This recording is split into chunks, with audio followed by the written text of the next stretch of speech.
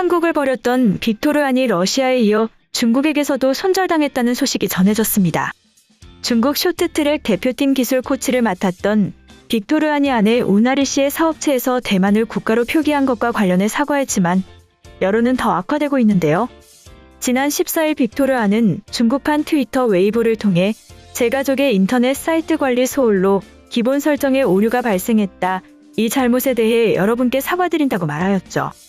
앞서 우 씨의 회사 사이트 회원가입 창에는 국적을 선택하는 항목에 대만이 포함된 게 알려져 논란이 됐는데요. 급기야 중국 유명 분유 기업인 질러바오는 빅토르안과 광고 모델 계약을 해지하기도 했습니다. 그는 나와 가족은 항상 하나의 중국 원칙을 지지해왔다. 여러분에게 상처를 입혔고 정말 미안하게 생각한다. 나는 중국에서 코치를 담당하는 동안 매우 즐겁게 보냈고 많은 쇼트트랙 팬과 네티즌의 지지를 받아 줄곧 고마움을 느낀다고 밝혔습니다. 하나의 중국 원칙은 중국과 대만, 홍콩 등은 나눌 수 없는 하나이며 중화인민공화국만이 중국 대륙과 대만의 유일한 합법 정부라는 의미이죠. 그러나 빅토르안의 사과에도 중국 내 여론은 악화되고 있는데요. 그의 사과문에는 진심이라면 웨이보에만 쓰지 말고 인스타그램에도 같은 글을 올려라. 빅토르안은 조국인 한국을 버리고 러시아마저 버린 X 용서할 수 없다 등의 댓글이 달렸습니다.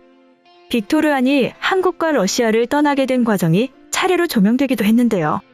한 네티즌은 빅토르안은 돈을 쫓아 중국으로 온 것이라며 그에겐 어떠한 애국심도 바랄 수 없다고 말하였습니다. 빅토르안은 2006년 한국 대표팀으로 토리노 올림픽 3관왕을 달성했으나 2010년 대표팀 선발에서 탈락해 밴쿠버 올림픽 출전이 무산되자 이듬해인 2011년 한국 국적을 포기하고 러시아 국적을 취득했죠. 그는 러시아 국적으로 2014년 소치 올림픽에 출전 3관왕을 달성하며 부활을 알렸는데요. 2019년에는 러시아 대표팀에서 연봉 3억 6천만 원의 코치직을 제안했지만 거절하고 2020년 중국으로 떠났습니다. 중국에서 그는 인센티브를 포함해 연봉 5억 원을 수령한 것으로 알려졌죠. 한편 한국 순두부집이 압도적 기술로 중국을 앞지르고 있다는 소식이 전해졌습니다. 식당에서 음식을 나르는 로봇을 개발한 국내 스타트업이 국내외 유명 벤처 투자사들로부터 1,000억 원의 투자를 받았는데요. 지난 16일 로봇을 개발하는 베어로보틱스는 1,000억 원 규모의 시리즈B 투자를 유치했다고 밝혔습니다. 시리즈B 투자는 국내외로 사업을 확장하는 단계에서 받게 되는데요. 이번 투자에는 국내 사모펀드 운용사 IMM 프라이빗 에쿼티와 KT, 스마일게이트, 미국 유명 벤처 투자사 클리브랜드 애비뉴 등이 참여한 것으로 전해졌습니다. 이에 따라 이 업체는 누적으로 1,450억 원을 투자받은 것으로 알려졌죠. 이 업체는 미국 구글에서 개발자로 일하던 하정우 대표가 실리콘밸리의 부업으로 차린 강남 순두부라는 식당에서 탄생했는데요. 하 대표는 식당에서 직접 음식을 나르다가 너무 힘들어 로봇이 대체하면 좋겠다는 생각을 했고 이를 사업화하기 위해 구글을 퇴사한 뒤 2017년 실리콘밸리에서 베어로보틱스를 창업한 것으로 알려졌죠. 이렇게 탄생한 로봇 서비는 식당 직원이 식탁 번호만 입력하면 스스로 최적 경로를 찾아 음식을 전달하는데요.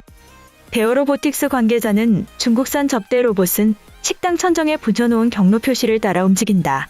반면 서비는 카메라와 레이저를 이용한 거리 측정 기술인 라이다로 공간을 지도화한 뒤 스스로 최적 경로를 찾는 자율주행 로봇이라고 말하였습니다. 현재 이 로봇은 베어로보틱스뿐만 아니라 전략적 제휴를 맺은 KT, 소프트뱅크 로보틱스를 통해 파리크라상 서울교대점, 롯데백화점 서울 노원점 내 서리제, TGIF, 빕스와 미국 칠리스, 데니스, 일본 야키니 쿠킹 등 국내외 외식업체에서 사용되고 있습니다. 베어로보틱스는 월 60만 원을 받고 외식업체들에게 로봇을 임대해주고 있는데요. 이 업체는 이번 투자를 계기로 전 세계의 로봇 공급을 확대할 예정이죠. 여기 맞춰 기존 접대 로봇 외에 방역 로봇 등 기능과 종류를 확장할 계획입니다. 하 대표는 접대 로봇뿐만 아니라 자율주행 기술로 다양한 서비스 업계의 종사자들이 편하게 일할 수 있도록 돕는 제품을 선보일 예정이라고 말하였죠. 다음으로 한국 컨텐츠를 넘어 한국의 세세한 것들도 전 세계에서 인기를 끌고 있다는 소식이 전해졌습니다. 한류 콘텐츠에 이어서 이모티콘 사업에서도 한류가 인기몰이를 하고 있는데요. 넷플릭스 오징어 게임, 지금 우리 학교는 등 한류 콘텐츠의 인기가 높아지면서 한국적 감성에 대한 수요가 많아지고 이 부분이 한국 작가들의 이모티콘에 대한 관심으로 선순환 구조를 만들고 있는 것이죠. 50만 명 이상 팬을 보유한 이모티콘 분야 한국 작가들도 속속 등장하고 있습니다. 이에 따라 제2의 한류가 이모티콘 분야에서 꽃피울 것이라는 기대가 커질 것으로 전망하고 있죠.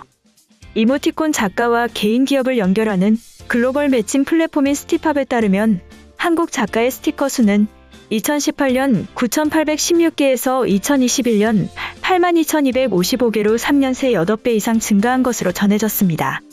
특히 한국 작가 스티커를 해외에서 다운로드하는 건수는 2018년 24,261건에서 지난해 64만 8,271건으로 26배 늘어 주목받고 있는데요.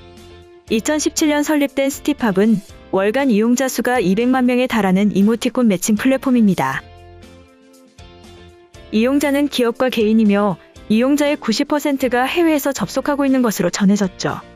현재 5천여 명의 이모티콘 작가가 스티팝에서 활동하고 있으며 인스타그램, 왓츠앱, 텔레그램 등 유명 메신저는 물론 아만다 같은 데이팅 앱과도 협력하고 있는데요.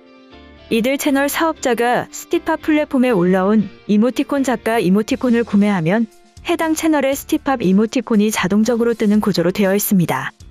스티팝에 따르면 이모티콘계 한국 작가들은 캐릭터가 흰색이면서 선이 굵고 동글동글한 귀여운 모양이라는 특징을 보이고 있다고 밝혔는데요. 이모티콘 한국 작가들이 인기를 끌면서 50만 명 이상 팬을 확보한 작가들도 등장하고 있죠. 팬만 302만 명을 확보한 작가 펑은 브라운 오렌지의 부드러운 톤으로 인기를 끌고 있습니다. 삼성 신형 스마트폰 갤럭시 S22 시리즈를 소개하는 이모티콘을 최근 만들기도 했는데요. 120만 명의 팬덤을 확보한 이규영 작가는 핑크 브라운 계열의 따뜻한 톤으로 유명한 인물입니다.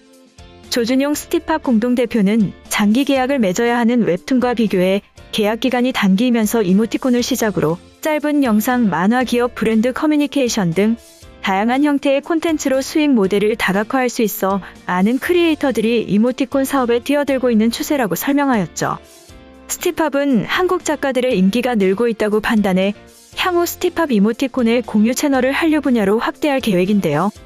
심세나 한터글로벌 팀장은 최근 600만 팬이 사용하는 후즈팬 앱 내 훅 채팅 서비스를 출시하면서 스티팝 이모티콘 소프트웨어 개발 도구 솔루션을 도입하게 됐다.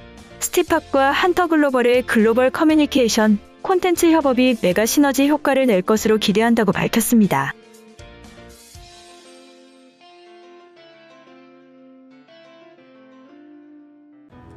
이번 영상은 여기까지고요. 제 영상이 도움이 되셨거나 세계 속 반응 더 보고 싶다 하시는 분들은 구독과 좋아요, 알람 설정까지 부탁드립니다. 다음에 또 봐요.